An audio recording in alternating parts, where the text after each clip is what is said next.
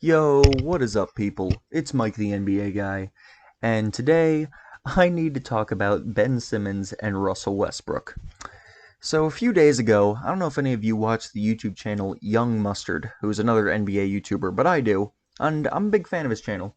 The other day, he did a podcast with three other guys, and they did their list of the top 10 point guards going into next season.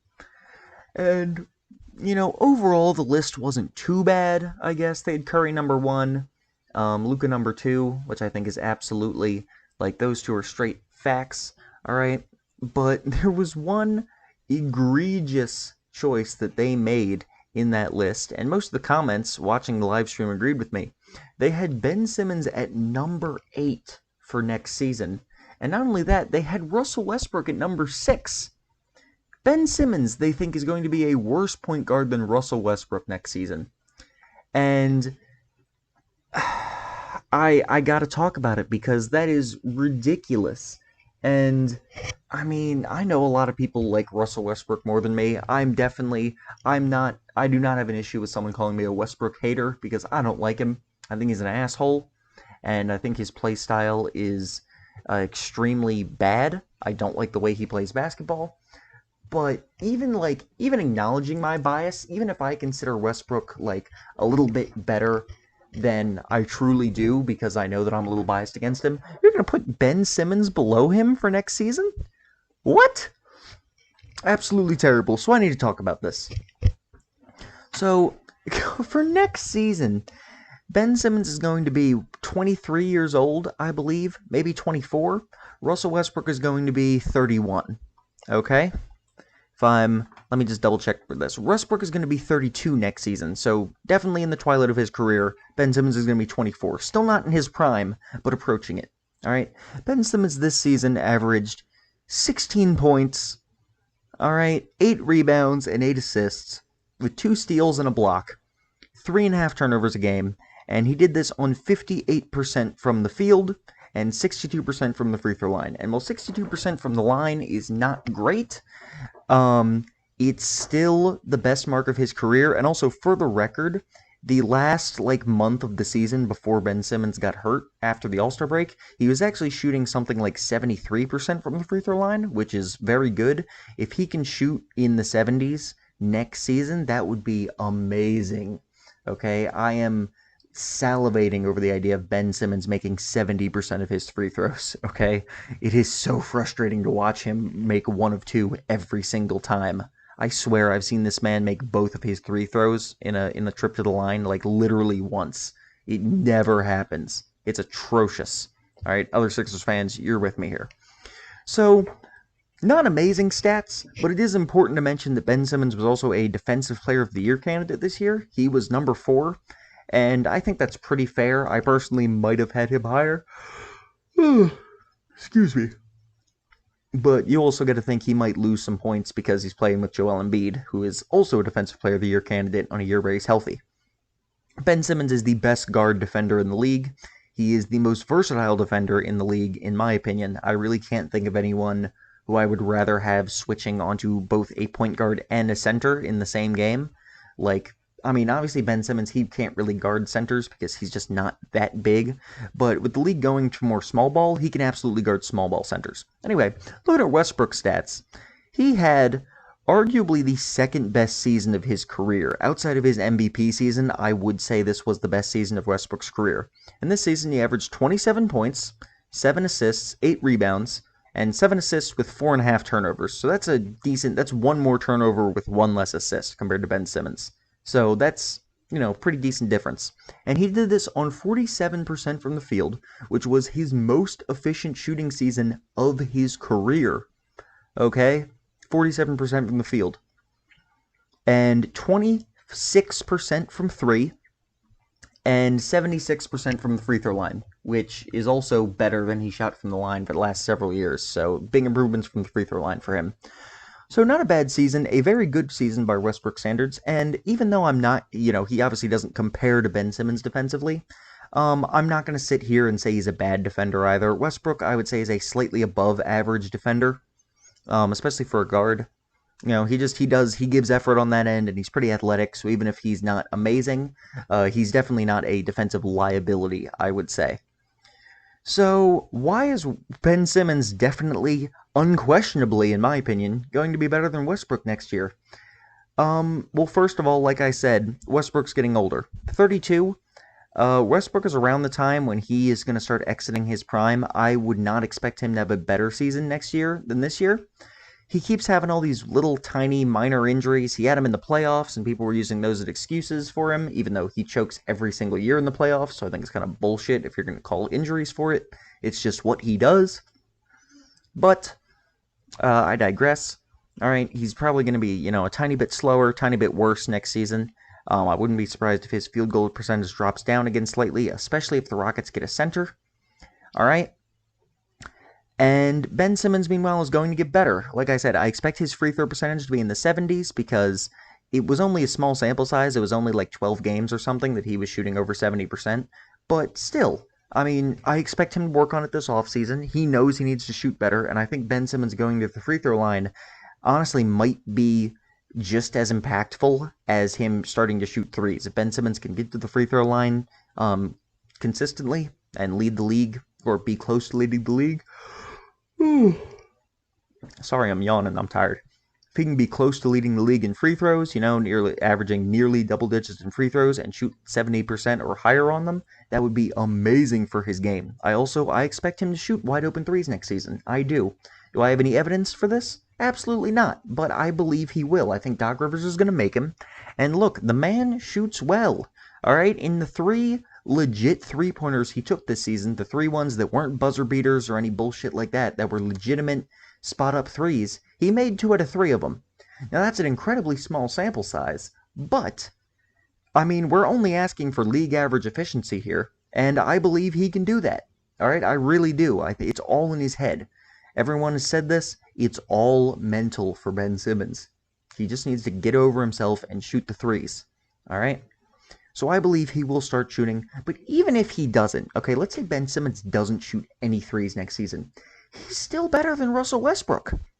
Okay? First of all, better defender. Like I said, Defensive Player of the Year candidate, and he's going to be better next season. Meanwhile, Westbrook is going to continue to get slightly worse every season because he's getting older, and defense with players tends to go a little faster than offense, it seems like. So, I mean, you saw Al Horford drop off a fucking cliff this season when we got him, but that's also because he was playing power forward, because Elton Brand doesn't know how to build a fucking team, but not gonna get into that right now. Doc Rivers is gonna fix everything. We're gonna trade for Buddy Hield. Just going to my happy place, imagining Buddy Hield on our team instead of Al Horford. Anyway, the big reason is this was Westbrook's second best season of his career besides his MVP season. Alright? It was. And I don't think there's a huge debate for that. I'd say the only season that even really compares is 2015, when Kevin Durant missed most of the season with a foot injury. And even then, I don't think really has a super strong argument for it. Alright, I think his MVP season is the only one that compares. And even then, you can actually make an argument for this season over his MVP season just because of efficiency. Because this season, he shot 47% from the field and 26% from 3. In his MVP season, he only shot 42% from the field and 34% from 3, which is actually better than that. But the 42% from the field is significantly worse, and he averaged an extra turnover every game. But he was doing a triple-double, so, triple-double. But he was the main option. That OKC team wasn't very good. Russell Westbrook's triple-double argument is stupid, because his teammates give him rebounds, and it's more based off the system. And also, 10 assists isn't as impressive when you're averaging over 5 turnovers. I'm pretty sure that might be the most turnovers any player's ever had in a season. That season where he averaged 5.4 turnovers a game. I don't know if it's actually the highest in NBA history, but I know it's in contention. Like, it's up there at the top of the highest amount of turnovers for a season in NBA history. Anyway, this is not about Westbrook's MVP season, though, which is very overrated. This is about next year with Ben Simmons and Russell Westbrook. And as I keep trying to get to, and I keep trailing off and getting distracted, Westbrook is so good this season. The reason this was his second best season of his career is because the Rockets traded Clint Capella. And they got rid of their center, and they made it a 5-out offense where Russell Westbrook has all the room in the world to work in the paint. Okay? And even with that, he only shot 47% from the field. Despite this, okay? He still only shot 47% from the field. Could you imagine if Ben Simmons was on this Rockets team instead of Russell Westbrook? Could you imagine if you gave Ben Simmons a team with 4 shooters, okay, with James Harden, with Robert Covington, with PJ Tucker at center shooting threes, with whoever the fuck else the Rockets start, Eric Gordon or whoever they start, right? Could you imagine Ben Simmons on that team? He already shoots freaking 57% from the field, okay? He already shoots that good. 58%, my bad, not 57, 58% from the field. Could you imagine this man being on a team with no Joel Embiid or Al Horford clogging up the paint for him? Where there's no center, where it's just Ben Simmons in the paint? He would probably shoot like 65% from the field or higher, okay? It would be insane. And also, this season, Ben Simmons averaged 8 assists and led the league in assisted three-pointers despite being on a team with no good three-point shooters, really, okay? Josh Richardson and Tobias Harris are like average to slightly above average three-point shooters. Embiid and Horford are bad three-point shooters. Okay? Coming off the bench, Matisse Thybulle's not a great shooter. Korkmaz is pretty good. They got a couple bench players who are decent three-point shooters, but none of the other starters are good three-point shooters this year. And Ben Simmons still led the league in assisted three-pointers by like 50 three-pointers, okay? He led them by a lot. Could you imagine this man being on a team with a 5-out offense, where he's the only player attacking the paint constantly, where there's no center in the way? Ben Simmons would probably average like 15 assists a game. Okay? That's a little melodramatic.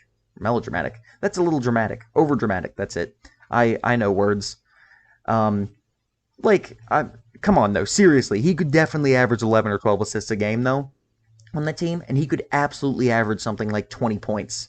Or over 20 points on that team. Okay, with all the paint spacing in the world, he would be absurdly efficient. He would definitely average over 20 points a game, and he would definitely average double-digit assists, okay? No question. But even ignoring that, I think there's an argument for Ben Simmons over Russell Westbrook just based on the stats, just because Westbrook turns the ball over so much more and he's less efficient. And is it really better to have a guy shooting threes than not shooting threes if the guy shooting threes is only making 1 of every 4 three-pointers he takes? Like, that's terrible. That's a terrible percentage. 25% on threes? That's ass. Okay? I would rather him not shoot threes. The other team's leaving him open anyway, and he's just being baited into it, and he takes them. The Sixers need some more spacing, okay?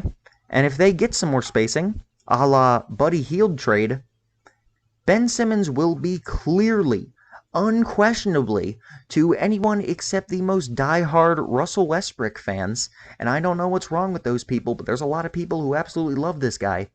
Ben Simmons will clearly be the better player next season, alright? I think he's going to be the 10th best player in the league.